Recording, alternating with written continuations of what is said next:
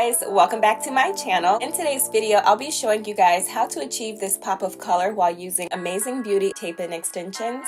To color the hair, I used a few different colors from the brand Adore in the shades 196 Sky Blue and 90 Lavender. They're both pastel-like colors that show up on the hair softly but very pigmented, giving a true pastel payoff. I also used 142 Pink Blush. It's a vibrant true pink, and 30 Ginger as my yellow shade because I wanted more of a true yellow and not a neon green yellow. For my last shade of orange, I decided to go with the brand Good Dye Young in the shade Riot. To achieve this look without coloring your natural hair, I recommend using Amazing Beauty 100% Human Hair Luxury Tape-in Extensions. When you order online, they offer two different shades of blonde, 613 Bleach Blonde and 60 Platinum Blonde. Be sure to order the Platinum Blonde as it's closer to a white than the Bleach Blonde. With each order of tape-in extensions you order from Amazing Beauty, you'll receive an extra double-sided tape tabs to reuse the tape-in extensions more than once. You'll also receive a styling comb and care instructions on the tape-in extensions to prolong the life and longevity of the hair. You'll also need a pair of gloves, some aluminum foil, and a garment measuring tape to accurately achieve that 1 inch of color. I start off by laying a piece of foil down big enough to apply a small dollop of color besides the hair and add my garment measuring tape on the opposite side of the color to keep a clean workspace.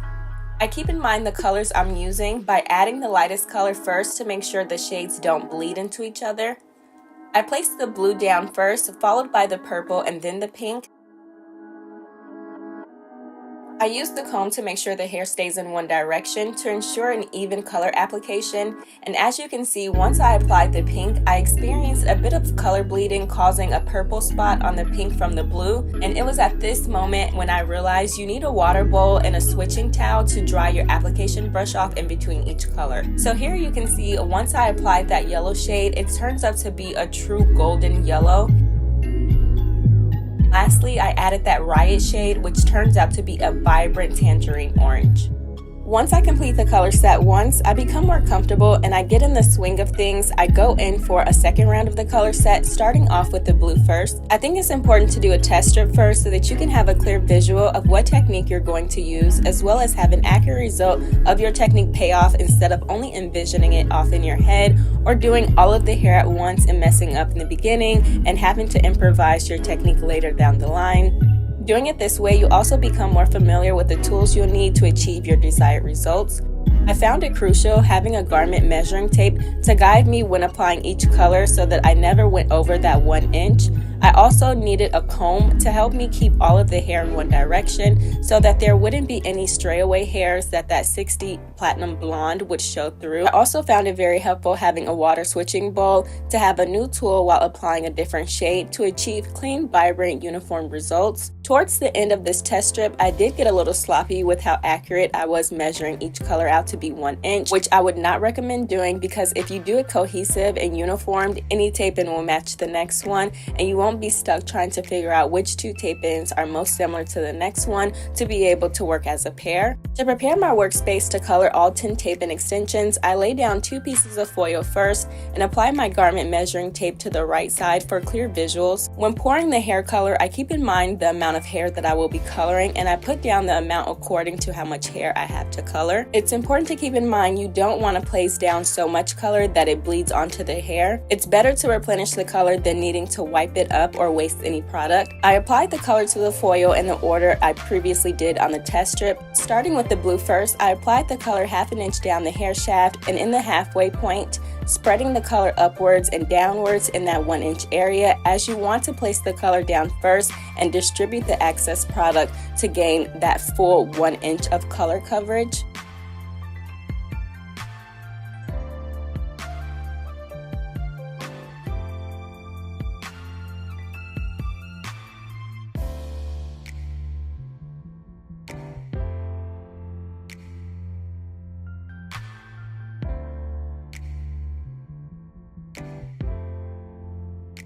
Before switching to the next color in the pattern sequel, it's important to comb the hair to keep it in one direction to make sure each strand gets coated in each product. While applying the purple, I overextended my 1 inch slightly, as you can see, towards the right side. I started applying the color towards the left side within the 1 inch zone and gradually made my way towards the right side to connect the two, making the section a tad bit bigger than the rest. When applying the pink layer, I applied the product directly on the 1/2 inch within the 1 inch zone, and I worked the color upwards first and then downwards with whatever remaining product was on the brush.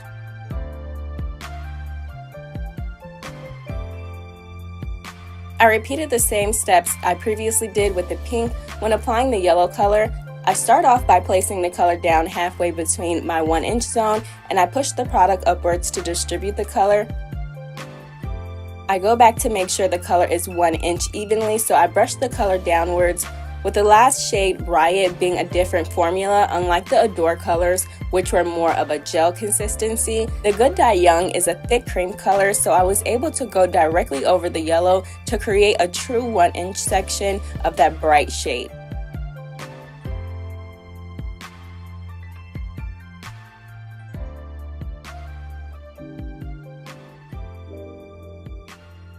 After I finished one complete color set with a few setbacks and challenges I faced, I was so scared to face the moment of truth to see how well it matched with our test strand. With the angle, you would think that it's not even, but by using the garment measuring tape and the test strand, I can easily confirm it matches perfectly.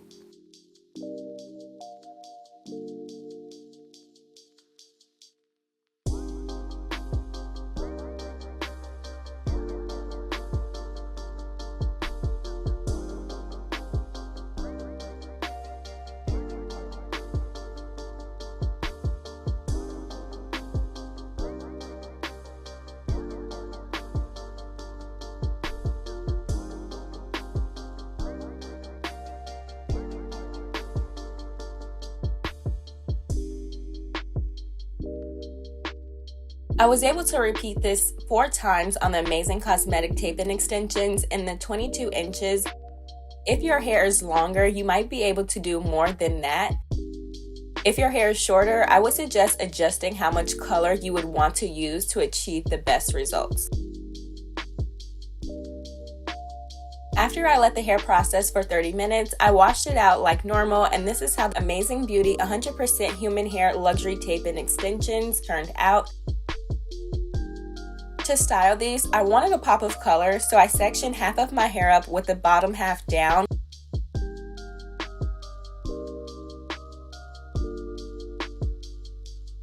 I take small sections of the hair above my ear and I remove the top tab to apply the sticky part of the adhesive to my hair.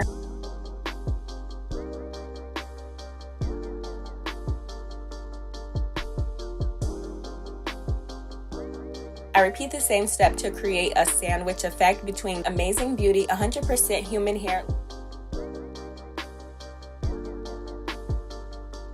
If you're concerned about your natural hair color coming through, don't worry. After you seal the adhesive with your flat irons, you can't even tell in between the bright, vibrant colors.